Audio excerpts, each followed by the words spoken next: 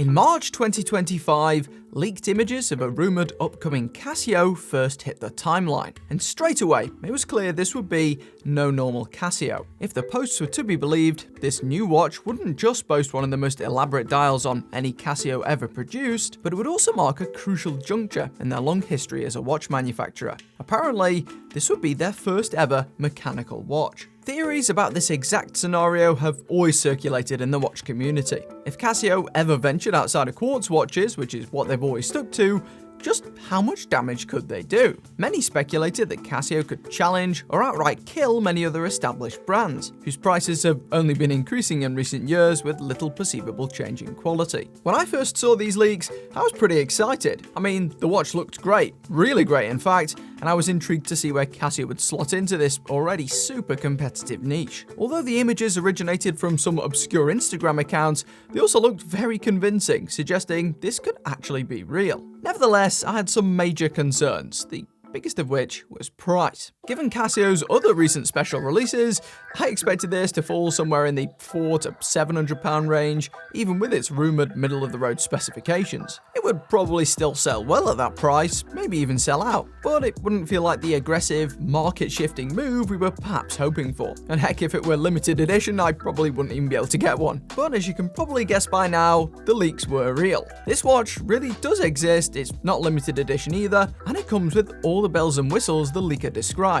But the best part? Casio didn't just keep this under the £500 mark, they kept it under $300. That's right, you can grab this without any sign-up discounts, starting at £269 in the UK or around $280 in the US. And in many ways, for that price, this watch is insane. As I'll show you, in some departments, this new piece, the EFK 100, is hyper-competitive straight out of the gate and outright beats some rivals. But it does have one or two frustrating downsides that I think you should definitely be aware of, which I think simply haven't been mentioned enough by other reviewers. So today I'll run you through those as well as all the good points to try and work out if this watch is actually worth it. Considering this is somewhat of a landmark release for Casio, the packaging is more subdued than you might expect. In fact, it just ships in a standard Edifice branded box like many of their other watches. I don't really mind this, as I'd rather the money go into the watch at this price, but some of you may have expected something a bit more elaborate. Surprisingly, as you can gather, Casio didn't launch any new sub-brand to accommodate this automatic. They instead lobbed it in with their existing sport-focused Edifice line, which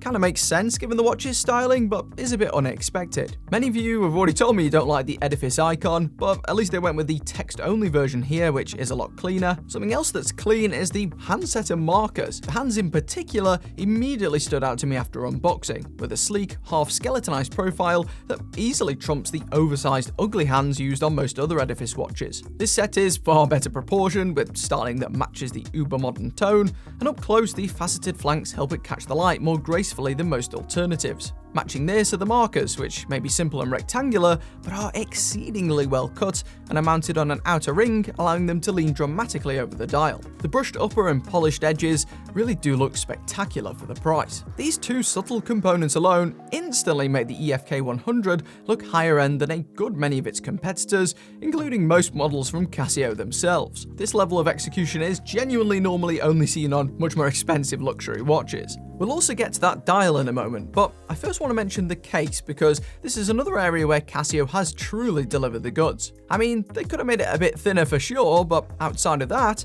it's very impressive with high-end brushing and polishing that easily elevate it above similarly styled cases from the likes of Citizen and Timex. In fact, it's so strong, it's closer to the finishing I've come to expect from Casio's luxurious Japan-only Oceanus line, which retails for multiple times the cost of this one. What's more, Casio has managed to perfectly extend this level of execution to the accompanying bracelet as well, a feat rarely accomplished by its rivals, whose bracelets regularly feel a bit disjointed, generic, or straight up lower quality than the rest of the package. You can tell this one was engineered from the ground up as a fundamental part of the EFK design. It fits in and flows just about perfectly. Now, this is an integrated bracelet design, so this watch doesn't use a standard lug width. You can change the strap if you want to. This one has 11mm lugs, but your options are almost non-existent at present. That limitation is certainly worth bearing in mind. One of the other versions of the EFK does come with a resin band, but we'll get more into that later on. In essence, you're kind of stuck with this, and while it is very well constructed with solid links and even a very sturdy milled clasp, it also commits the first of two blunders that have left me frustrated. Now, unlike some integrated bracelet watches,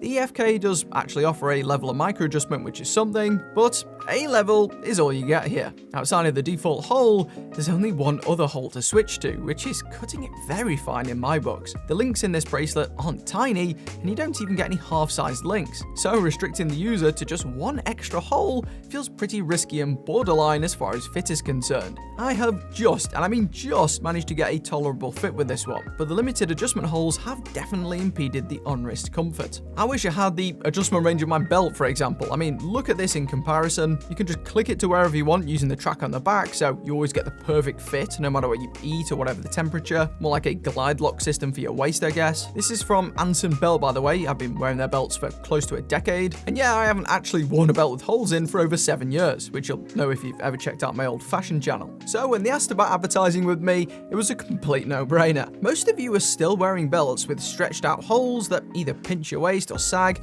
and throw off your whole look. Anson's micro-adjustable track system lets you adjust in quarter-inch increments, so your belt fits perfectly every single time. And once you experience this level of fit and comfort, trust me, you'll never want to wear a regular belt again. Because you can mix and match the buckles and straps, you'll also always have a belt that matches your outfit, without having to buy dozens of belts that clutter up your closet. It isn't just about style though. Anson belts adjust with you throughout the day, so whether you're sitting, standing, or on the move, you're always comfortable and looking sharp. These belts even last remarkably well because the mechanism only contacts the rear track and not the leather itself. So not only will you not want to go back to a regular belt, you won't even need to. These tracked belts are by far the best I've ever owned, and Anson is a company you can trust too, as they're still family owned and operated and have over 40,000 5-star reviews. They've even got a lifetime guarantee on the functionality of their products to boot. It's easy to see why they're so confident. And because Anson Belt and Buckle is sponsoring today's video, when you click the link in the description or scan this QR code to build a box set, you'll get 2 bonus pieces, a buckle and a strap, completely free. That's 3 buckles and 3 straps, which can be mixed and matched into 9 unique belt combos, all in one box. It's an exclusive deal you won't get anywhere else, so click the link, build your set, and upgrade your belt game today. As for the fit of this Casio, well, it's okay. The 38.9mm diameter is well and truly in the sweet spot for a first release, with the lug-to-lug being under 50mm too, no matter where you measure. Due to the slightly protruding rear, you do still get a little of that under lug space, but I think it still looks better than the Citizen Ciosa, which was blockier and notably higher. It's touch and go whether my small 6¼ wrist can realistically pull this off. It's certainly close. This Casio feels considerably smaller than the likes of the 40mm Ciosa or 40mm PRX, for example, so should be a more versatile shape for most male wrists. The only side effect I've experienced is that the second bracelet links drop off at an unnaturally steep angle to accommodate my scrawny arm, though I have to say that is fairly commonplace for me. If you can get the right fit, the watch doesn't bobble about too much and the thickness is just low enough to not feel cumbersome.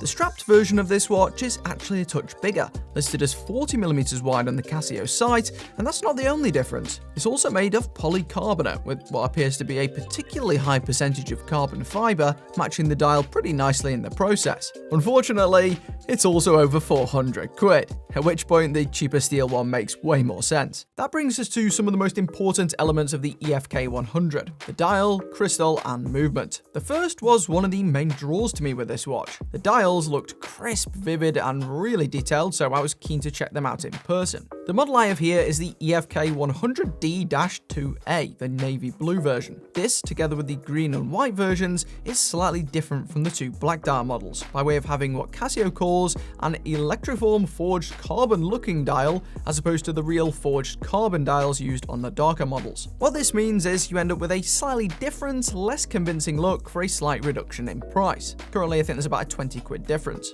Now, I'd love to have a black dial model to compare directly against, but they're still sold out. For now, here's a closer look at this blue model, which is still quite interesting to me. I don't think it looks as textured or as saturated as the significantly edited stock images. They've clearly done a few rounds through Adobe Lightroom here, but even so, the dial still oozes class with a subtle granular surface that helps separate the EFK from some of the more basic affordable Casio models. In natural light, this also pops a bit more, with some added greener hues emerging too. Together with the crisp hands, markers and case finishing, in certain lighting conditions, this thing looks immense and compares favorably to many much more expensive watches. I look at this sometimes and I think, wow, Casio has killed it. They've made a premium looking and feeling watch for a non-premium price tag. But at other times, I look at it and I feel frustrated. Frustrated because of that crystal. Indeed, that's the other notable drawback with this watch, and one that not enough people are touching on. The sapphire is problematic. Now, scratches aren't the problem. Sapphire is the most scratch-resistant watch crystal after all, and is more performant than the mineral glass that Casio typically uses in its analog watches. Instead,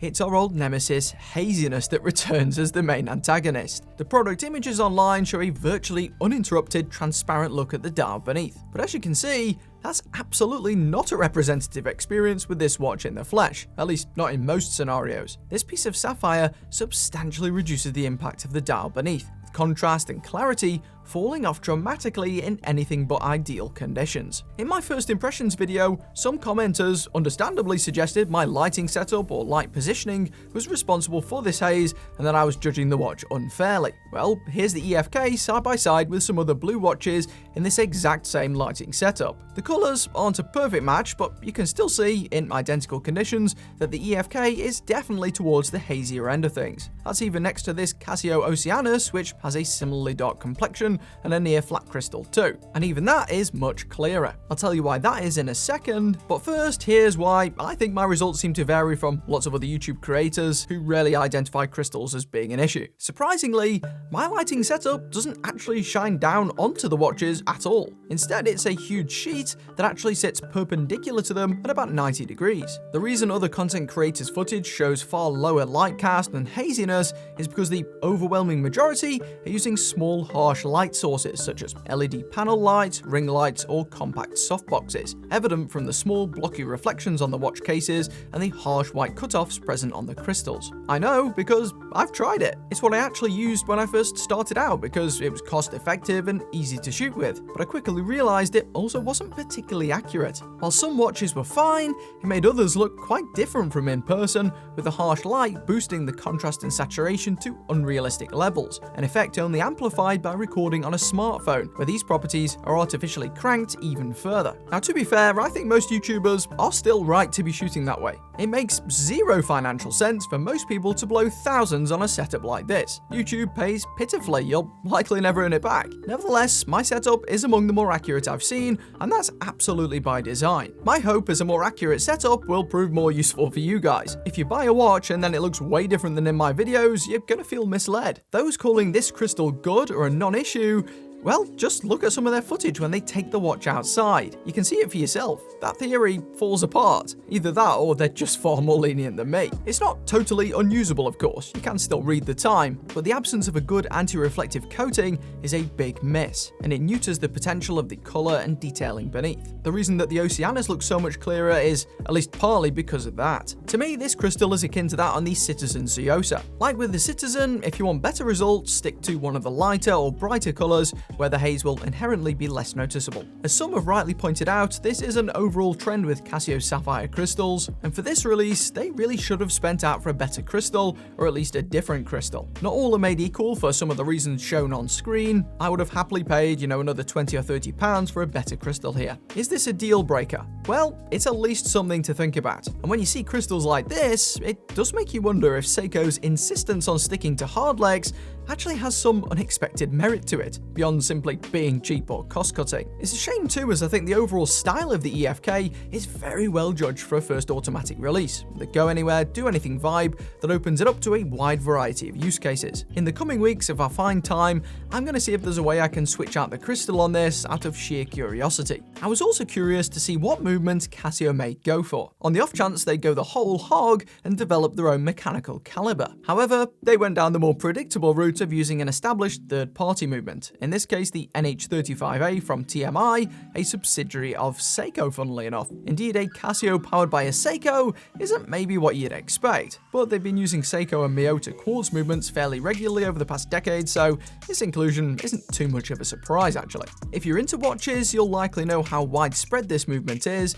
It's a popular and easily accessible choice for many smaller brands, albeit Casio's huge purchases of them for this release are said to have reduced this movement's availability for everyone else. The movement itself is fine, it's quieter than some of the similar Miyota 8000 series movements, and does provide the EFK with Casio's smoothest sweeping hand to date, but it's not as slim as some of the other more premium movements, hence why the watch isn't all that slim. One thing it has done is keep this watch's cost down. If they'd gone with their own caliber, this watch would definitely be a lot closer to 1,000 quid I suspect, so for now it's maybe a trade-off worth making, albeit it is a shame to not have, more competitors in the movement niche. You'll also notice here that this watch has a nice screwed rear with a fairly stylish laser-etched top section, helping provide this watch with a 10-bar water resistance rating when the crown is compressed. No screw-down crown this time, but 10 bar should easily cover most bases. Something that may not cover most bases is the low-light performance. Casio's luminescence is rarely very good, and the EFK is no exception. It falls well short of the Oceanus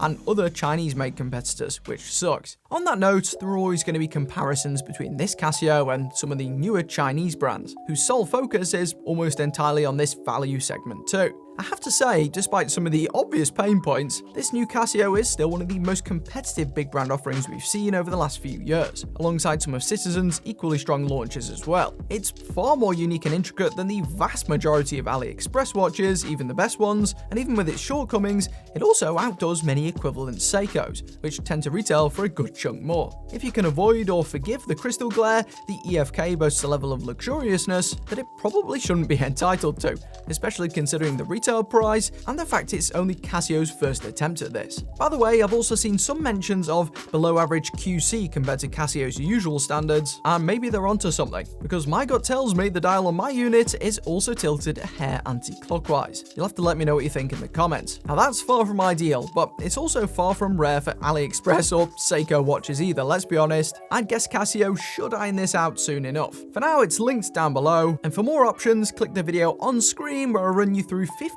Casio watches that also look more expensive. Many of those are even cheaper than this one. And big thanks to Anson Belt & Buckle for sponsoring this video. Use the link in the description to access their exclusive Ben's Watch Club deal.